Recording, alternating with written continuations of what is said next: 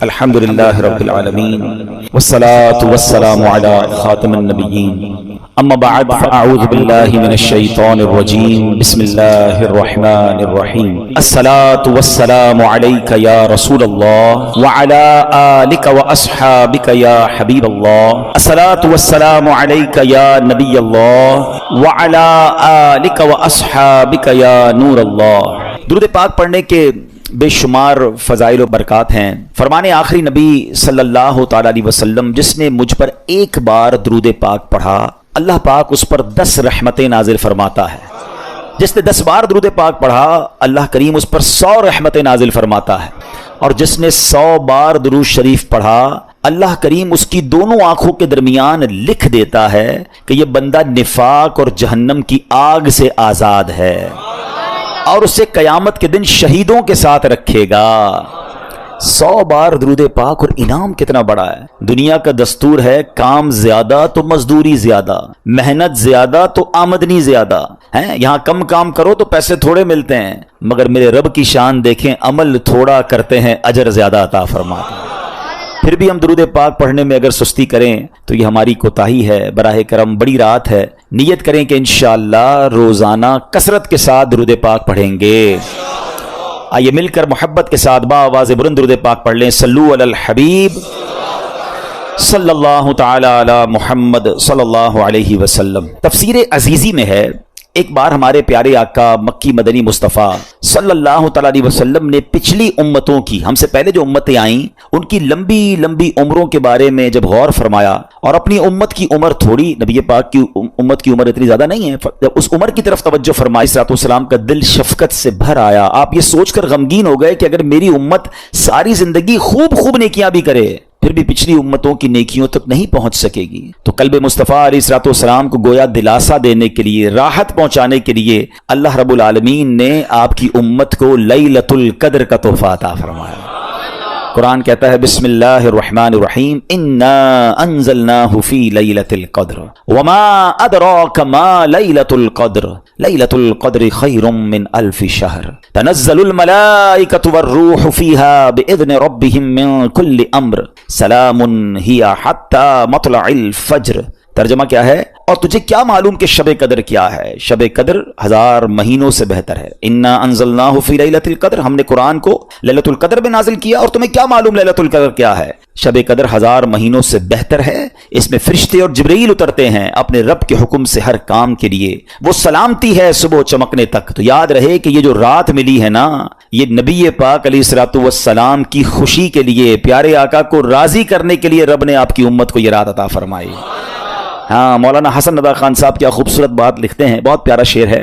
آپ لکھتے ہیں جتنا میرے خدا کو ہے میرا نبی عزیز، جتنا میرے خدا کو ہے میرا نبی عزیز، کونین میں کسی کو نہ ہوگا کوئی عزیز، کونین میں کسی کو ہوگا نہ کوئی عزیز۔ آگے لکھتے ہیں جو کچھ تیری رضا ہے خدا کی وہی خوشی، جو کچھ تیری خوشی ہے خدا کو وہی عزیز۔ تو ایسی شان ہے ہمارے آقا علیہ الصلوۃ والسلام کی۔ تو جہاں اس رات کے لیے ہم نے اپنے رب کا شکر ادا کرنا ہے، وہاں نبی پاک علیہ الصلوۃ والسلام کا بھی شکریہ ادا کرنا ہے کہ انہوں نے ہماری فکر کی۔ کتنے شفیق ہیں آقا کہ ہماری عمریں تھوڑی تھیں، ہم پیچھے رہ جاتے۔ پیارے آقا تو نیکوں کے سردار ہیں نا، ان کو تو کوئی فرق نہیں پڑنا تھا، امت پیچھے نہ رہ جائے۔ محبوب پاک کے دل پر غم طاری ہوا، اور اللہ نے اس دل کو غم سے بچانے کے لیے ہمیں ہر سال یہ رات عطا فرما دی۔ اچھا، اب اس رات ہوتا کیا ہے؟ انشاءاللہ جیسے میں نے کہا کہ بہت بڑے بڑے اولیاء کرام، علماء کرام، امام اعظم ابو حنیفہ رضی اللہ تعالیٰ عنہ، ان کا قول یہ ہے کہ لیلۃ القدر 27ویں شب ہوتی ہے، مغفرت کی رات ہے، رحمت کی رات ہے، وہ رات ہے جو 1000 مہینوں سے بہتر ہے، سلامتی کی رات ہے۔ حضرت عبداللہ ابن عباس رضی اللہ تعالیٰ عنہ سے روایت ہے کہ سرکار دو عالم صلی اللہ تعالیٰ علیہ وسلم نے فرمایا جب شب قدر آتی ہے تو اللہ پاک کے حکم سے حضرت جبرائیل علیہ السلام ایک سبز جھنڈا لیے فرشتوں کی بہت بڑی فوج کے ساتھ زمین پر نزول فرماتے ہیں، اس سبز جھنڈے کو کعبہ شریف پر لہرا دیتے ہیں۔ میں رک جاتا ہوں، موضوع کچھ اور ہے، مگر آپ نے دیکھا ہم ہر بیان میں کچھ نہ کچھ عشق رسول کی بات بھی کرتے ہیں، کوئی ایک بات انڈرسٹینڈ بھی کرتے ہیں۔ کون جھنڈا لہرا رہا ہے؟ جبریل امین۔ فرشتے کوئی بھی کام اللہ کی مرضی کے بغیر نہیں کرتے، معصوم ہے نا۔ اور جھنڈا کون سا لہرا رہے ہیں؟ کون سے کلر کا ہے؟ سبحان اللہ، اب سمجھداروں کے لیے اشارہ کافی ہے۔ پرچم لگانا، وہ بھی سبز پرچم لگانا اور مبارک ساعتوں میں لگانا، یہ فرشتوں کا طریقہ، یہ اللہ کے حکم سے ہوتا ہے۔ مبارک ہو ان کو جو نبی پاک کی ولادت میں اور آقا کی خوشی میں پرچم لہراتے ہیں۔ ایک اور بات بتا دوں، حدیثوں میں یہ بھی مضمون موجود ہے کہ قیامت کے دن بھی نبی پاک کو پرچم عطا کیا جائے گا، اور وہ پرچم اتنا بڑا ہوگا جو سینکڑوں میل تک، روایتوں میں لکھا کہ گھڑ سوار ہارس رائڈر گھوڑا دوڑاتا رہے، جتنا راستہ طے کرے گا اتنا بڑا وہ پرچم ہوگا۔ تو میں کبھی کبھی اس وقت میں سوچنے لگا کہ یہ پرچم کیا کام کرے گا، اتنا بڑا پرچم۔ تو جو حج پہ گئے نا انہیں پتا ہے کہ جب 25-30 لاکھ کا کراؤڈ ہوتا ہے نا، تو اپنا خیمہ ڈھونڈنے کے لیے خیمے کے اوپر بلون لگائے جاتے ہیں، بڑے بڑے غبارے ہوتے ہیں یا پرچم ہوتے ہیں، نشانی ہوتی ہے، ہمیں دور سے پتہ چل جاتا ہے یار ہمارا خیمہ وہاں پر ہے۔ ایسا ہی نا، جب زیادہ کراؤڈ ہو تو لوکیشن پہچاننے کے لیے اپون دا اسکائی اونچائی پہ کوئی چیز لگائی جاتی ہے، ٹھیک ہے۔ اب قیامت میں کراؤڈ کتنا ہوگا؟ ابھی تو 25-30 لاکھ حج میں ہوتے تو لگ پتا جاتا ہے، قیامت میں 800 کروڑ لوگ تو اس وقت دنیا میں ہیں، 8 ارب، یہ بھی سارے ہوں گے، اور حضرت آدم سے لے کر قیامت تک جتنے ہوں گے وہ سب ہوں گے، اربوں خربوں لوگ ہوں گے۔ ہم پیارے آقا کو کیسے تلاش کریں گے کہ کہاں ہے نبی پاک؟ ہم گناہگار تو پتہ نہیں کہاں ہوں گے۔ پتہ ہے اس پورے سینیریو کو مولانا حسن رضا خان صاحب برادر اعلیٰ حضرت نے ایک شعر میں بڑا خوبصورت بیان کیا ہے۔ وہ شعر پتہ کیا ہے؟ وہ کہتے ہیں مقام خسرو دیں دور کے غلاموں کو، یعنی نبی پاک کا جو مقام ہے، پیارے آقا کا کہاں قیام ہے، نبی پاک کہاں جلوہ فرما ہے، اگر کوئی دور بھی ہے تو اس کو کیسے پتہ چلے گا؟ مقام خسرو دیں دور کے غلاموں کو لوائے حمد کا پرچم بتا رہا ہوگا۔ تو آقا کا پرچم دیکھ کر پرچم والے پہچان جائیں گے، چلو چلو میرے آقا وہاں پر ہیں۔ ایک روایت کے مطابق ان فرشتوں کی تعداد، آپ کو پتہ ہے کتنے فرشتے آتے ہیں؟ فرمایا ان فرشتوں کی تعداد روئے زمین کی کنکریوں سے بھی زیادہ ہوتی ہے، یعنی پوری دنیا میں جتنے کنکر ہیں نا، انسان تو چھوڑ دیں، ان کنکریوں کی تعداد سے زیادہ فرشتے زمین پر نازل ہوتے ہیں، اور یہ سب سلام و رحمت لے کر نازل ہوتے ہیں۔ حدیث پاک میں آتا ہے حضرت جبریل علیہ السلام کے 100 بازو ہیں، جن میں سے وہ صرف 2 بازو کھولتے ہیں آج کی رات، اور فرمایا 2 بازو مشرق و مغرب میں پھیل جاتے ہیں۔ پھر حضرت جبریل علیہ السلام فرشتوں کو حکم دیتے ہیں کہ جو کوئی مسلمان رات نماز یا ذکر اللہ میں مصروف ہو اس سے سلام اور مصافحہ کریں۔ ہاں، فرشتے مصافحہ کریں گے مسلمانوں سے، جو نماز میں ہوگا، جو عبادت میں ہوگا، اور ان کی دعاؤں پر آمین کہو۔ فرشتوں کو آرڈر کیا ہے کہ لیلۃ القدر جتنے مسلمان عبادت کر رہے ہیں ان سے سلام مصافحہ کرنا ہے، ان کی دعاؤں پر آمین کہنا ہے، اور فرشتے یہ عمل جاری رکھتے ہیں، اور یہ عمل صبح تک جاری رہتا ہے۔ سلام ہی حتی مطلع الفجر، یہ صبح صادق تک جاری رہتا ہے۔ لیلۃ القدر رات سونا نہیں ہے، کچھ اور نہیں، بس دعائیں مانگی جائیں، اللہ سے عرض کرنا ہے، جھولی پھیلانی ہے، مغفرت طلب کرنی ہے۔ پھر نہیں پتا کہ زندگی میں یہ موقع آئے گا کہ نہیں آئے گا۔ مانگ لو چشم تر مانگ لو، سبز گنبد کے سائے میں گھر مانگ لو، مانگنے کا مزہ آج کی رات ہے۔ لیلۃ القدر کی رات تو مانگنے کی رات ہے، گر گڑانے کی رات ہے۔ علماء پتہ ایک اور بات کہتے ہیں، ہمیں کیسے پتہ چلے کہ فرشتوں نے ہم سے سلام کیا ہے، فرشتوں نے ہم سے مصافحہ کیا ہے؟ کہا اگر لیلۃ القدر کی رات تمہیں ایک کپی سی محسوس ہو، تمہاری آنکھوں سے آنسو بہنے نکلیں، تم پر رکت طاری ہو جائے، تو سمجھ لو فرشتے تمہیں ٹچ کر کے گئے ہیں، فرشتے تم سے ہاتھ ملا کر گئے ہیں۔ رونا ہے، گر گڑانا ہے، مانگنا ہے، بڑی مبارک رات ہے۔ پڑھنا کیا ہے؟ بی بی عائشہ صدیقہ رضی اللہ تعالی عنہا نے نبی پاک علیہ الصلوۃ والسلام سے عرض کی، حضور اگر میں لیلۃ القدر کو پالوں تو میں کیا پڑھوں؟ تو پیارے آقا نے جو دعا تعلیم ارشاد فرمائی، آئیے مل کر 3 بار پڑھ لیتے ہیں۔ اللہم انک عفو کریم تحب العفو فاعف عنا یا غفور یا غفور یا غفور۔ اللہم انک عفو کریم تحب العفو فاعف عنا یا غفور یا غفور یا غفور۔ اللہم انک عفو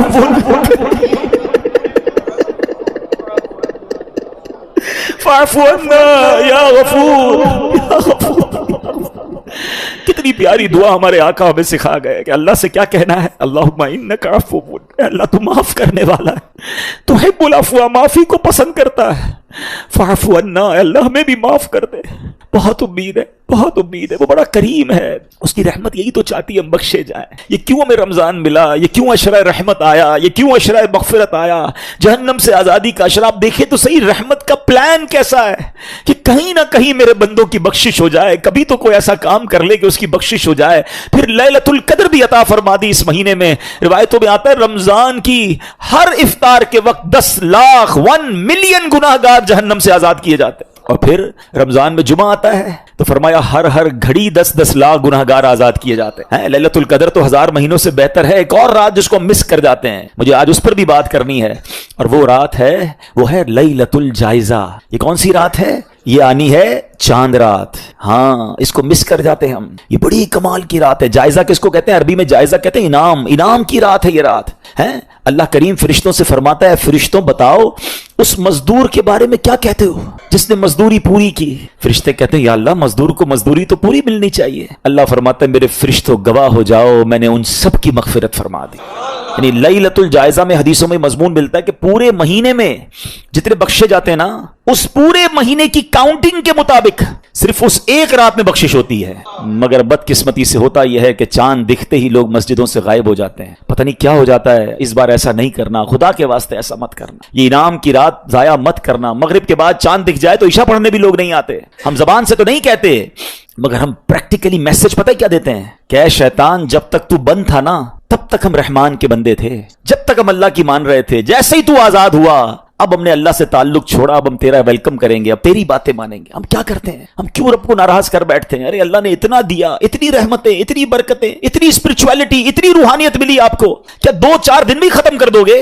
ایسا مت کرنا۔ بہت بہت رمضان ہم نے ایسا کیا ہے۔ اس بار آ گئے ہو نا رحمت کے گھر میں، اس بار آ گئے ہو نا اللہ کی بارگاہ میں، اب جڑ جاؤ، اب واپس مت جانا۔ خود بتاؤ کتنا لطف ہے، اس طرح کا لطف کہیں اور دنیا میں ملتا ہے کہ کریم پتہ ہے کدھر بیٹھے ہیں اس وقت؟ میں اور آپ کریم کے گھر میں بیٹھے، رحمان کے گھر میں بیٹھے، اور انشاءاللہ وہ کریم ہمیں اسی طرح اپنی بارگاہ میں جنت میں بیٹھنا بھی نصیب فرمائے گا۔ یہ ہم ہیں جو اسے چھوڑ کر چلے جاتے ہیں، اس کی رحمت تو بلاتی ہے، ہم ہیں جو بھاگ جاتے ہیں، ہم ہیں جو دور ہو جاتے ہیں۔ ارے ایسا سکون کہاں ہے دنیا میں؟ مجھے بتاؤ نا۔ میں جانتا ہوں آپ میں سے بہت سارے وہ لوگ ہیں جو 5 اسٹار ہوٹلز میں، 7 اسٹار ہوٹلز میں، بزنس کلاس میں، پتہ نہیں کیا کیا ٹریول آپ نے کیا ہوگا۔ اپنے دل سے پوچھ کر بتاؤ اس وقت جو آپ کے دل پر سکون طاری ہے دنیا میں کہیں اور؟ ہاں، مکے مدینے میں آتا ہے، نماز میں آتا ہے، عبادت میں آتا ہے، اللہ کے گھر میں یہ سکون آتا ہے۔ پھر ہم کیوں چلے جاتے ہیں؟ پلیز اس مبارک رات اللہ سے کچھ وعدے کر کے جانا ہے۔ اس مبارک رات ہمیں رب سے پکی دوستی کر کے جانا ہے۔ وہ پتہ ہے کتنی رحمت والا ہے اور اس کی رحمت کتنی بڑی ہے۔ آئیے میں آپ کو ایک واقعہ سناتا ہوں۔ آپ کو پتا ہوگا کہ حضرت حمزہ نبی پاک علیہ الصلوۃ والسلام کے چچا ہیں سید الشہداء، اور یہ اتنے عزیز چچا ہیں۔ اگر حضرت حمزہ رضی اللہ تعالیٰ عنہ سے نبی پاک کا جو لیول آف لو اور رسپیکٹ اور کنیکشن تھا نا وہ کچھ اور تھا۔ اب ہم عمر بھی تھے، نبی پاک کی عمر اور آپ کی عمر میں اتنا فرق بھی نہیں تھا۔ اچھا، آپ کو شہید کیا گیا اور وہ شہید بھی بڑی بے دردی سے کی، اور آپ کا کلیجہ چبایا گیا، اور کا طویل داستان ہے۔ مگر آپ کو ٹارگٹ کر کے جو شہید کرنے والا تھا نا وہ کون تھا پتہ ہے؟ اس کا نام تھا وحشی۔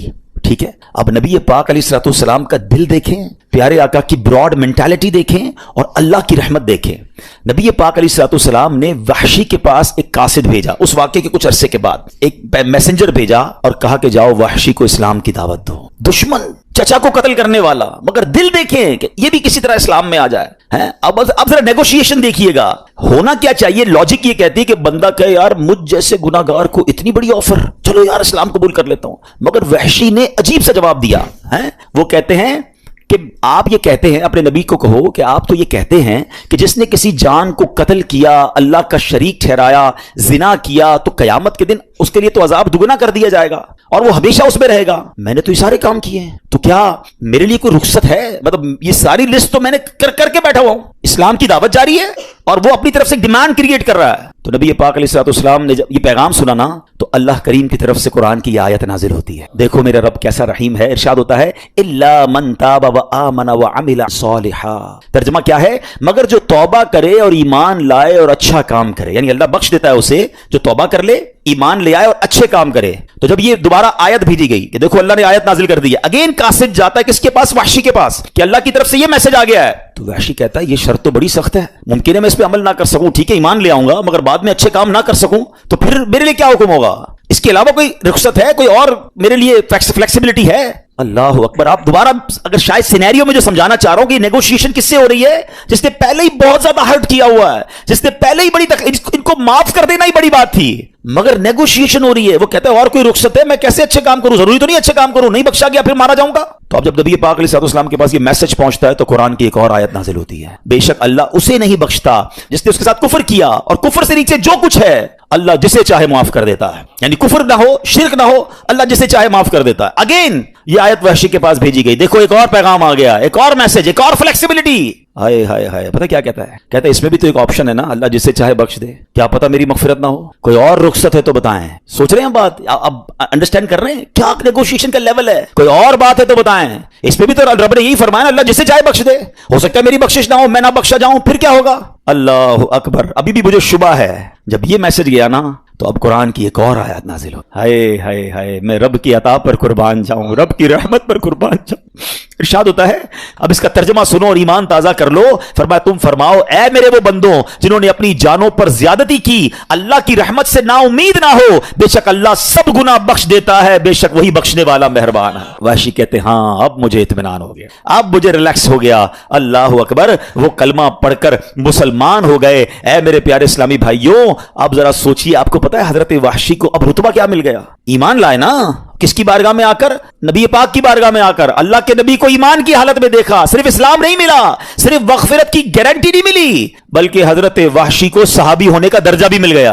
اب ہم ان کے نام کے ساتھ حضرت وحشی رضی اللہ تعالیٰ لکھیں, کیونکہ وہ اسلام لے آئے, اور اسلام لانے کے بعد پچھلے سارے گناہ معاف ہو جاتے ہیں. اللہ اکبر. مگر ایک اور کمال پتہ ہے کیا ہوا؟ جب یہ سب کچھ ہو گیا نا تو اب ایک صحابی رسول نے عرض کی, حضور یہ حکم صرف وحشی کے لیے ہے؟ یہ جو آفر تھی یا قرآن کی آیتیں نازل ہوتی گئیں, کیا یہ حضرت وحشی کے لیے ہی ہے, یہ سارے مسلمانوں کے لیے ہے؟ سنو, میرے آقا فرماتے ہیں یہ تمام مسلمانوں کے لیے ہے. ہائے ہائے ہائے. اس خوبصورت واقعے سے یہاں نبی پاک کا جو اوپن ہارٹ ہے, نبی پاک کی جو براڈ مینٹالٹی ہے, نبی پاک کی جو معافی اور درگزر ہے, وہ بھی سیکھنے کو مل رہا ہے کہ اپنے چچا کو شہید کرنے والے کو کسی طرح مسلمان کر لوں, وہ ایمان لے آئے. ارے کچھ بھی کر کے اس کے لیے باقاعدہ آفرز کریٹ کی جا رہی ہیں. یہ کیسا دل گردہ ہے. اور ہم اس نبی علیہ الصلوۃ والسلام کے امتی ہو کر چھوٹی چھوٹی باتوں پر دشمنیاں لگائے بیٹھے ہیں, رشتہ داریاں کاٹے بیٹھے ہیں, اپنے دوستوں سے اپنے رشتہ داروں سے نہیں ملتے ہیں. ایسا نہ کریں. دیکھیں یہ اسلام ہے. اور پھر اس کے بعد اللہ کی رحمت تو دیکھو کہ رب نے کیا کیا ارشاد قرآن میں فرما دیے, لا تقنطوا من رحمت اللہ. اے میرے بندوں میری رحمت سے مایوس نہ ہونا,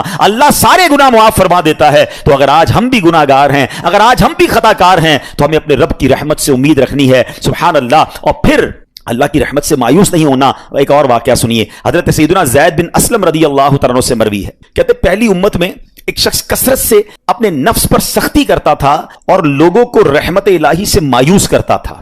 جب اس کا انتقال ہوا تو کسی نے خواب میں دیکھا کہ وہ اللہ عز و جل کی بارگاہ میں حاضر ہے اور عرض کر رہا ہے, اے میرے رب میرے لیے تیری بارگاہ میں کیا اجر ہے؟ تو بارگاہ الہی سے جواب ملا, آگ.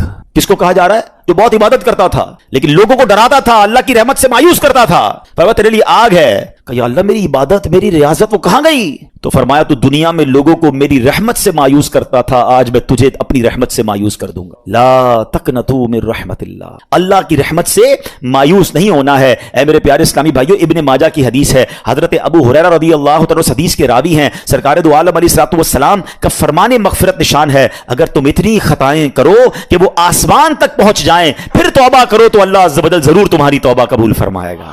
ہائے ہائے کیسا مالک ہے ہمارا. سنیے ایک اور جگہ اللہ کے حبیب علیہ الصلوۃ والسلام فرماتے ہیں, بے شک اللہ عز و جل رات کے وقت اپنا دست قدرت پھیلا دیتا ہے تاکہ دن میں گناہ کرنے والوں کی توبہ قبول فرمائے, اور دن میں اپنا دست قدرت پھیلا دیتا ہے تاکہ رات کے وقت گناہ کرنے والوں کی توبہ قبول فرمائے, یہاں تک کہ سورج مغرب سے طلوع ہو. یاد رکھیے توبہ کا دروازہ کھلا رہتا ہے. یہ ایک وقت آئے گا قیامت سے پہلے, جب تک وہ وقت نہیں آئے گا نا توبہ کا دروازہ کھلا ہے. اور وہ وقت پتہ ہے کیا ہے کہ جو سورج ہے یہ مشرق سے طلوع ہوتا ہے نا, اور ویسٹ میں ایسٹ سے نکلتا ہے اور ویسٹ میں غروب ہوتا ہے. قیامت سے پہلے ایک دن ایسا آئے گا کہ سورج مغرب سے نکلے گا, اور یہ وہ دن ہوگا جس کے بعد کسی کی توبہ قبول نہیں کی جائے گی. تو ہمیں نہیں پتا وہ دن کب آ جائے. اچھا وہ دن بے شک صدیوں بعد آئے, ہماری سانسیں کب ختم ہو جائیں ہمیں نہیں پتا. تو ہمیں توبہ فوری کرنی چاہیے, توبہ میں تاخیر نہیں کرنی چاہیے, اور اس کی رحمت چاہتی ہے کہ ہم توبہ کر لیں تو وہ ہمارے سارے گناہوں کو معاف فرما دے. اللہ اکبر. ایک اور خوبصورت حدیث پاک سنیے, حضرت سیدنا انس بن مالک رضی اللہ تعالیٰ سے مروی ہے. کہ میں نے نبی پاک علیہ الصلوۃ والسلام کو یہ فرماتے ہوئے سنا ہے، اللہ عز و جل ارشاد فرماتا ہے، اے ابن آدم، اگر تیرے گناہ آسمان کی بلندی تک پہنچ جائیں پھر تو مجھ سے مغفرت کا سوال کرے، میں تیری مغفرت فرما دوں گا اور اس کی ذرہ برابر پرواہ نہ کروں گا۔ اے ابن آدم، اگر تو زمین کے برابر خطائیں لے کر میری بارگاہ میں حاضر ہو تو میں اس کے مطابق تیری بخشش فرما دوں گا، بشرطے کہ تو میرے ساتھ کسی کو اپنا شریک نہ ٹھہرا۔ کنڈیشن ایک ہے، شرک نہیں کرنا، اس کے علاوہ جتنے گناہ ہوں سچی توبہ کر لے، وہ کریم معاف فرما دیتا ہے، اور وہ کیسا معاف کرنے والا ہے۔ اے میرے پیارے اسلامی بھائیوں، ایک بار نبی پاک علیہ الصلوۃ والسلام کے ساتھ صحابہ اکرام بھی بیٹھے تھے، عورت سے بچہ بچھڑ گیا تھا، تو ایک عورت بھاگ رہی تھی اور اس نے ایک قیدی بچے کو اٹھا کر اپنے سینے سے لگایا، جب دیکھا کہ بچہ مل گیا، بٹ جس طرح ماں سے بچہ بچھڑ جائے اور وہ دوڑتے ہوئے آ کے بچے کو کیسے پکڑتی ہے، تو صحابہ کرام بھی بیٹھے ہیں، نبی پاک علیہ الصلوۃ والسلام موجود ہیں، اس عورت کو بہت ٹائم بعد اپنا بچہ ملا، اس نے چمٹایا، اسے دودھ پلانے لگی، سینے سے لگا کر رونے لگی، تو پیارے آقا علیہ الصلوۃ والسلام نے فرمایا، اس عورت کو دیکھ کر بتاؤ کیا یہ اپنے بچے کو جہنم میں ڈال دے گی؟ تو عرض کی کہ حضور اللہ کی قسم کبھی نہیں ڈالے گی، یہ تو اس کو خراس بھی نہیں آنے دے گی، میں خلاصہ عرض کر رہا ہوں۔ تو پیارے آقا علیہ الصلوۃ والسلام نے فرمایا، اللہ عز و جل اپنے بندوں پر اس سے کہیں زیادہ رحم و کرم فرماتا ہے جتنی یہ عورت اس بچے پر مہربان ہے۔ آئے ہائے، ایک روایت میں آتا ہے اللہ کی 100 رحمتیں ہیں، اللہ نے اس دنیا میں ایک رحمت ہی نازل فرمائی ہے۔ اچھا، اس رحمت کا صلہ پتہ کیا ہے؟ یہ ماں جو ہم سے پیار کرتی ہے، جو والد ہمارا خیال رکھتا ہے، جانور اپنے بچوں کا خیال رکھتے ہیں، لوگ ایک دوسرے پر جو رحم کرتے ہیں، سب کچھ اس ایک رحمت کی برکت سے ہے۔ یہ ماں کا جو پیار ہے نا، ہر ماں اپنے بچے سے جو پیار کرتی، جان دینے کے لیے تیار ہو جاتی ہے، جانور بھی اپنے بچوں سے پیار کرتے ہیں، روایتوں میں آئی ہے سب اس ایک رحمت کا صلہ ہے جو پوری دنیا میں آپ کو رحم نظر آتا ہے۔ فرمایا 99 رحمتیں قیامت کے دن کے لیے باقی رکھی ہیں، اللہ قیامت کے دن وہ 99 رحمتیں شامل کر کے اپنے بندوں کی بخشش فرمائے گا۔ ہائے ہائے، کیسا رحیم، کیسا کریم ہے میرا مولا۔ اے میرے پیارے اسلامی بھائیوں، حضرت سیدنا جابر بن عبداللہ سے مروی ہے کہ نبی پاک علیہ الصلوۃ والسلام کا فرمان، میری شفاعت میری امت کے کبیرہ گناہ والوں کے لیے ہے۔ اور اسی طرح ایک اور صحابی کے بارے میں آتا ہے کہ ایک اعرابی نے عرض کی، اب دیکھیں اللہ پر بھروسہ کیسا، کہتے حضور کیا قیامت کے دن گناہ گاروں کا حساب رب خود لے گا، اللہ حساب لے گا؟ تو نبی پاک علیہ الصلوۃ والسلام نے کہا ہاں وہ خود لے گا۔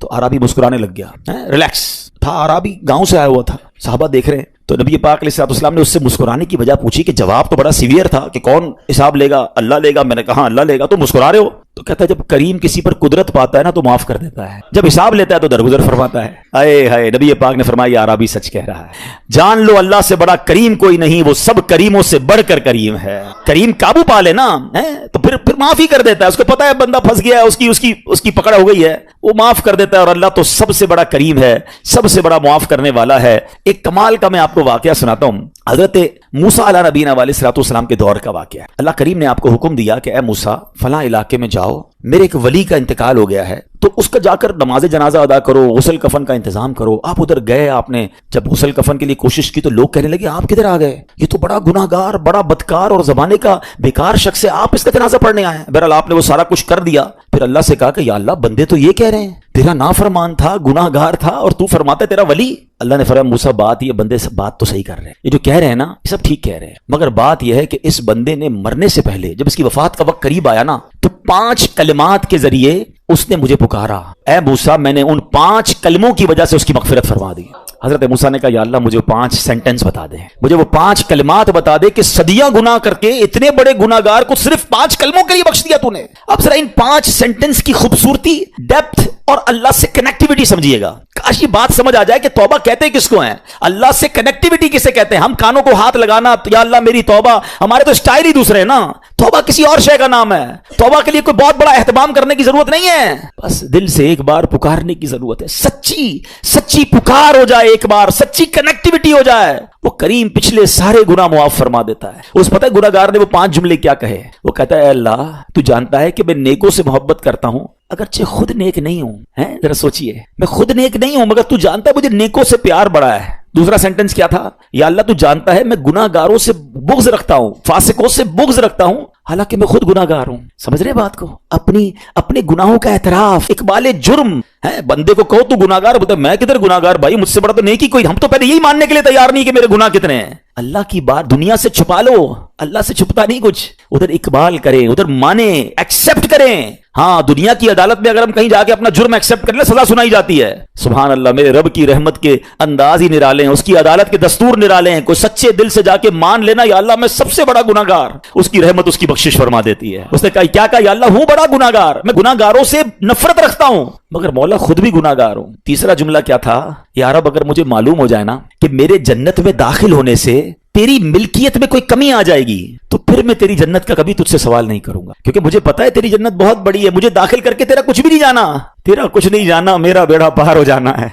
تو پھر میں تجھ سے کیوں نہ مانگوں, مجھے بخشنے میں تیرا کیا جائے گا, تو کریم, تیری جنت بہت بڑی, تیری رحمت بہت بڑی. تو یا اللہ مجھے اگر یہ معلوم ہو جائے کہ مجھے جنت میں داخل کرنے سے تیری ملکیت تھوڑی ہو جائے گی پھر میں جنت نہیں مانگوں گا. چوتھا سینٹنس کیا تھا, یا رب اگر مجھے معلوم ہو جائے کہ میرے جہنم میں داخل ہونے سے تیری ملکیت میں اضافہ ہو جائے گا تو میں جہنم سے تیری پناہ بھی نہیں مانگوں گا. اگر جہنم میں ڈالنے سے تیری ملکیت میں, تیرے ملک میں اضافہ ہو رہا ہے تو پھر مجھے ڈال دے جہنم میں راضی ہوں, مگر مجھے پتا ہے کہ مجھے جہنم میں ڈالنے سے تیری ملکیت میں کوئی اضافہ نہیں ہوگا. تو ویسے ہی مالک ہے, تو ویسے ہی خالق ہے, سب کچھ تیرا ہے. اور آخری جملہ سنیے, وہ کیا کہتا ہے, یا رب اگر تو مجھ پر رحم نہیں کرے گا تو پھر کون کرے گا.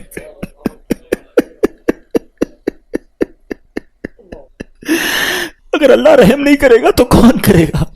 آج اس کی رحم کی بھیک لینے تو آئے ہیں, آج اس کے کرم کی خیرات لینے تو آئے. ہم مانتے ہیں یا اللہ, ہم سب ایکسپٹ کرتے ہیں, ہم نے بہت گناہ کیے, ہم نے بہت خطائیں کی, لوگوں سے ڈر لگتا رہا کہ کوئی دیکھ نہ لے, مالک معلوم تھا تو دیکھ رہا ہے, پھر بھی ہم نے گناہ کیے, دروازے بند کر کے گناہ کیے, لائٹ آف کر کے گناہ کیے, علاقے تبدیل کر کے گناہ کیے. ہم سب مانتے ہیں مولا, مگر یہ پتا ہے ہمیں بخش دے گا تو تیری رحمت میں کمی نہیں آئے گی, تیرا جائے گا کچھ نہیں. ہم بھی تیرے بندے ہیں, ہم بھی تیرے بندے ہیں, تیرے محبوب کے امتی ہیں مولا. تو رحم نہیں کرے گا تو کون رحم کرے گا. آج اسی توجہ کے ساتھ اپنے اعمال پر نظر کرنی ہے میرے پیارے اسلامی بھائی. ایسے کریم سے کوئی دور نہیں ہوتا ہے, ایسے کریم سے کوئی نافرمانی نہیں کرتا ہے. وہ کیسے بخشتا ہے, وہ کیسے معاف کرتا ہے. میں نے کہا ایک لمحے کی کنیکٹیوٹی چاہیے. حضرت عمر کا دور ہے اور ایک شرابی شراب کی بوتل لیے جا رہا ہے. حضرت عمر نے دیکھ لیا کہ بتاؤ اس میں کیا ہے.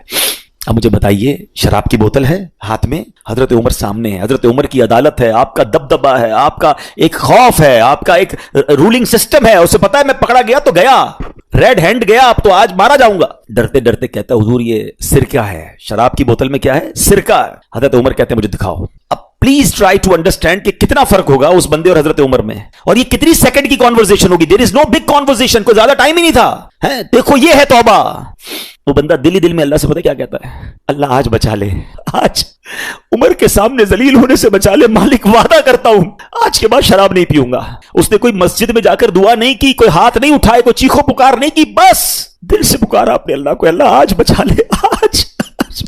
آپ کو پتہ کیا ہوا, ڈرتے ڈرتے اس نے شراب کی بوتل حضرت عمر کے ہاتھ میں دی, اور وہ شراب کی بوتل جب حضرت عمر کے ہاتھ میں جاتی ہے تو وہ سرکہ بن چکی ہوتی ہے. ایسا ہے میرا مالک, ایسا ہے میرا مالک. مجھے ایک بات بتاؤ یار, اللہ کو ہمارے کتنے گناہ پتا ہے, کبھی سوچا ہے آپ نے؟ یہ گناہ لوگوں کو پتا چل جائیں, سارے چھوڑو یار, 2-4 پتا چل جائیں, ہماری عزت کا کیا حال ہوگا. کوئی منہ لگائے گا ہمیں, کوئی ساتھ بٹھائے گا ہمیں تھوکے گا بھی نہیں ہمارے منہ پر کہ تو ایسا انسان ہے, ہم تجھے کیا سمجھتے ہیں, تو یہ کرتا ہے اکیلے میں. اتنے گناہ سب اسے پتا ہے, مگر سوچو نہ وہ کھانا روکتا ہے, نہ ہنسانسیں روکتا ہے, نہ نعمتیں روکتا ہے, نہ ذلیل کرتا ہے. ارے ایسے کریم سے کوئی غداری کرتا ہے, کوئی ایسے کریم کی نافرمانی کرتا ہے, کوئی ایسے کریم کو چھوڑ کر جاتا ہے, کوئی اس کی عبادت سے منہ موڑتا ہے. ذرا سوچو تو صحیح ہم کر کیا رہے ہیں.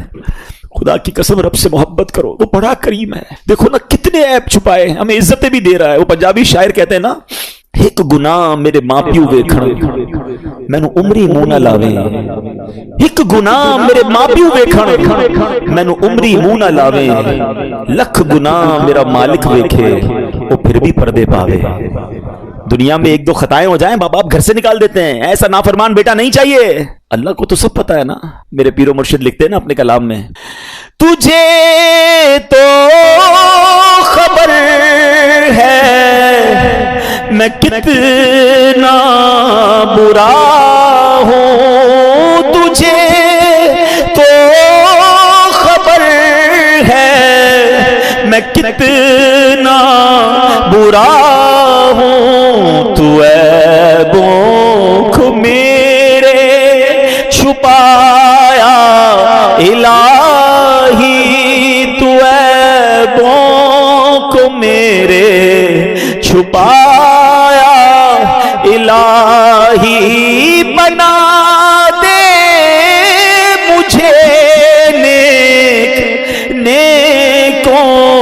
کا صدقہ بنا دے مجھے،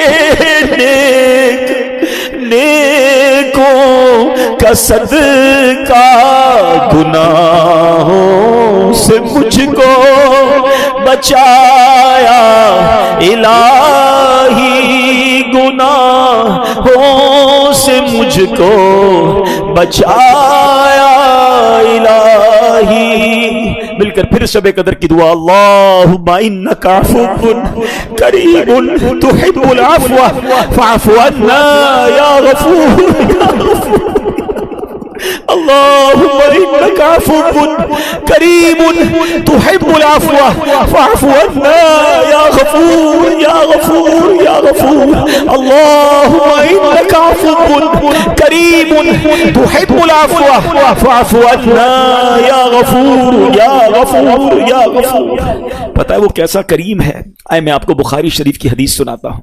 حضرت سیدنا ابو ہریرہ رضی اللہ تعالیٰ عنہ سے مروی ہے کہ جناب رسول اللہ صلی اللہ علیہ وسلم کا فرمان ہے، میرا بندہ جب کوئی گناہ کر لیتا ہے پھر کہتا ہے اے میرے مولا میں نے گناہ کر لیا ہے مجھے معاف کر دے، تو اللہ فرماتا ہے میرا بندہ جانتا ہے کہ اس کا کوئی رب ہے جو گناہ معاف بھی کرتا ہے اور پکڑ بھی لیتا ہے، اے فرشتوں گواہ ہو جاؤ میں نے اپنے بندے کو بخش دیا۔ پھر جتنا رب چاہتا ہے وہ ٹھہرا رہتا ہے، پھر اس سے گناہ ہو جاتا ہے، پھر عرض کرتا ہے یا الہی میں نے گناہ کر دیا ہے بخش دے۔ اللہ فرماتا ہے میرا بندہ یہ جانتا ہے اس کا کوئی رب ہے جو معاف بھی کرتا ہے اور گناہ پر پکڑ بھی لیتا ہے، فرشتوں گواہ ہو جاؤ میں نے اپنے بندے کی بخشش فرما دی ہے۔ اللہ فرماتا ہے حدیث کے الفاظ ہیں بندہ جتنی دیر رب چاہتا ہے وہ ٹھہرتا ہے، پھر گناہ ہو جاتا ہے، پھر کہتا ہے یا اللہ گناہ ہو گیا ہے اے اللہ معاف کر دے۔ اللہ فرماتا ہے میرا یہ بندہ جانتا ہے اس کا کوئی رب ہے جو گناہ معاف بھی کرتا ہے پکڑ بھی لیتا ہے، اے فرشتوں گواہ ہو جاؤ میں نے اپنے بندے کی بخشش کر دی ہے، اب جو چاہے کرے۔ معافی مانگنے والا اس کو اتنا پسند ہے۔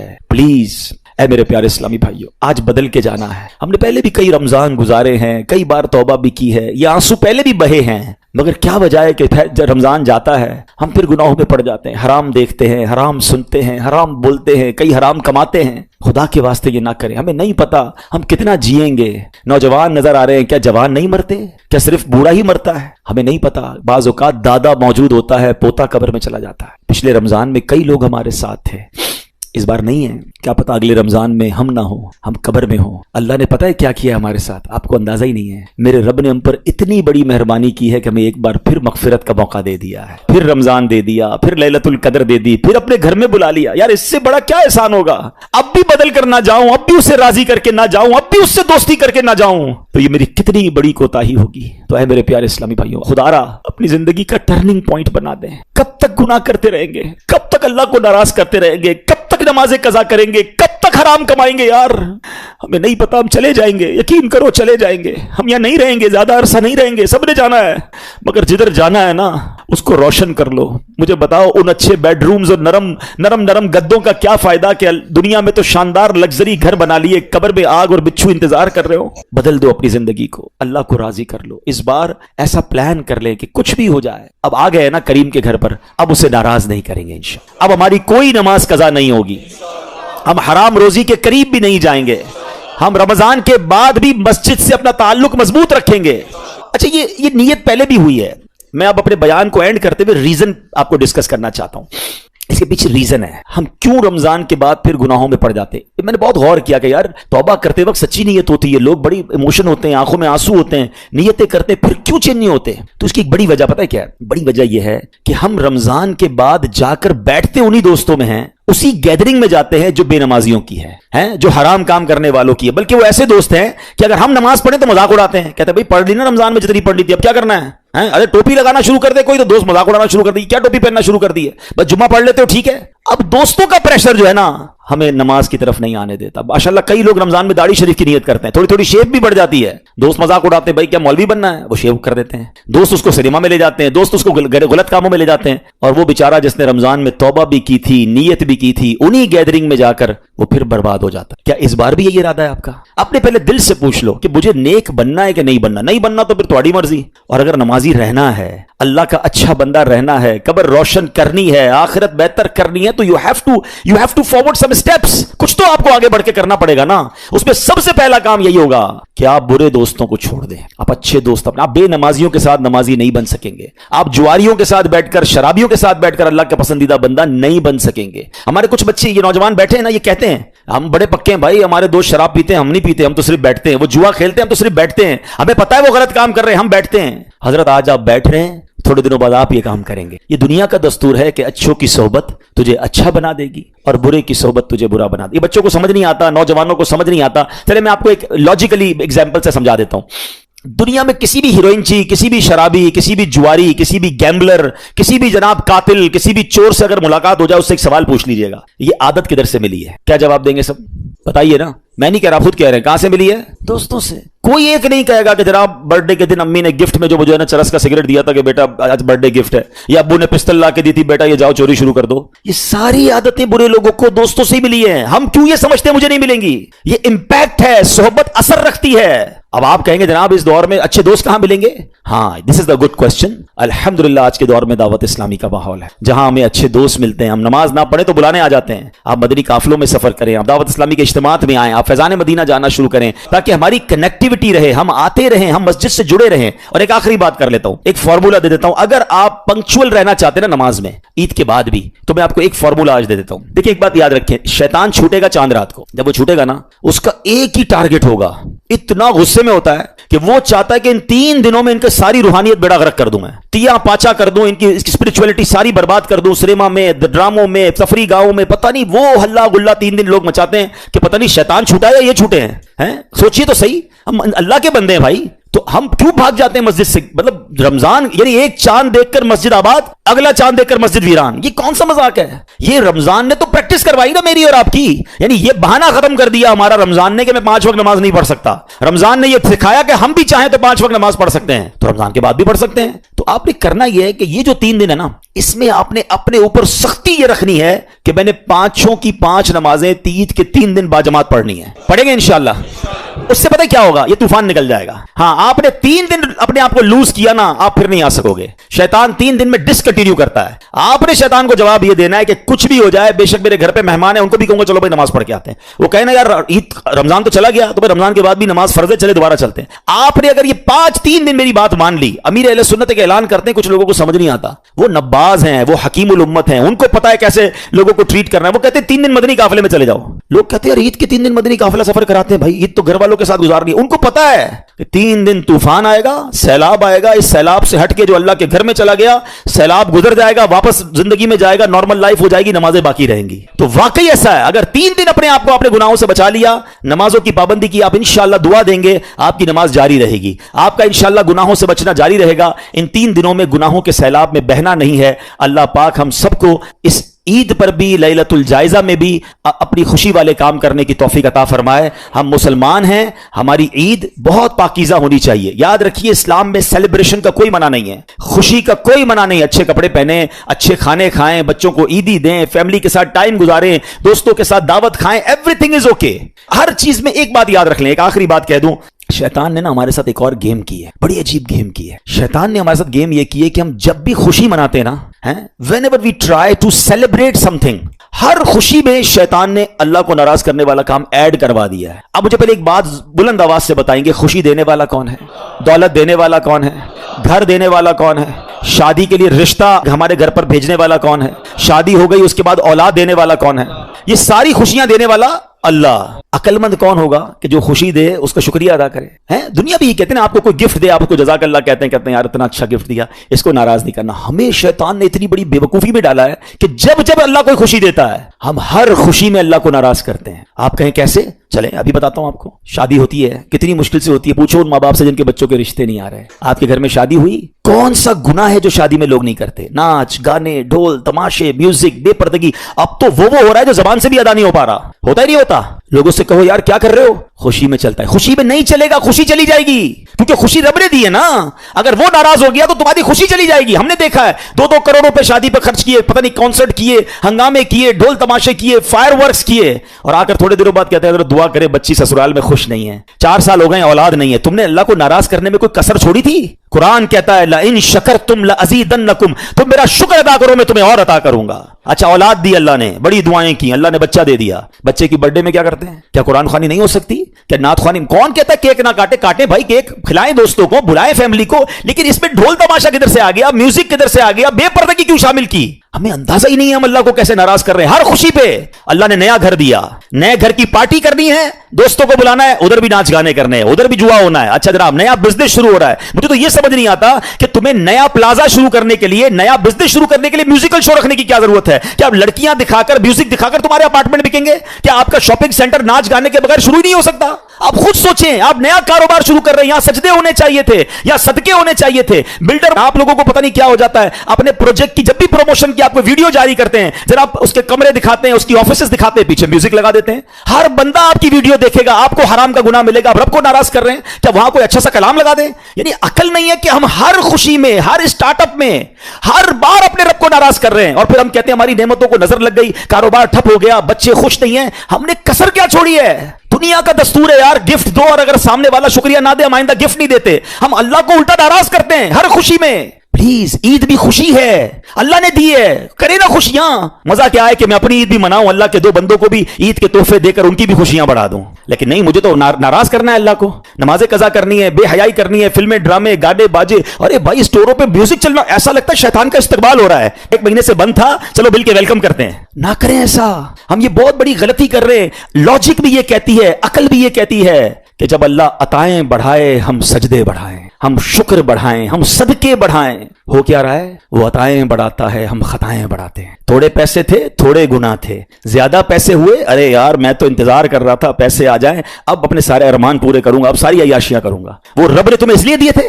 سوچیں، عقل یہ کہتی ہے ادھر سے عطائیں بڑھتی رہیں، ادھر سے سجدے شکرانے بڑھتے رہیں. بہت کچھ کہہ گیا میں، عقل مندوں کے لیے اشارہ کافی. ایک جملہ اگر میرے ساتھ دہرا لو، میرے دل میں بہت دکھی ہوں اس معاملے میں. ایک جملہ آج آپ اگر لے جائیں، نوجوان بھی لے جائیں، یہ بچے اسٹینڈ لو نا کہ میری شادی میں اللہ کو ناراض نہیں کروں گا. اپنے ماں باپ کو کہو کہ میں شادی کے بعد لائف آپ نے گزارنی ہے، چند دوستوں کو خوش کرنے کے لیے کر لو گے ہلا گلا، نہ فنکشن اور نہ ناراضگی، اللہ والے کام. بعد میں زندگی تو تم اپنی وائف کے ساتھ گزارو گے، اولاد نہ ہوئی اور خوشیاں نہ ملی تو کیا کرو گے؟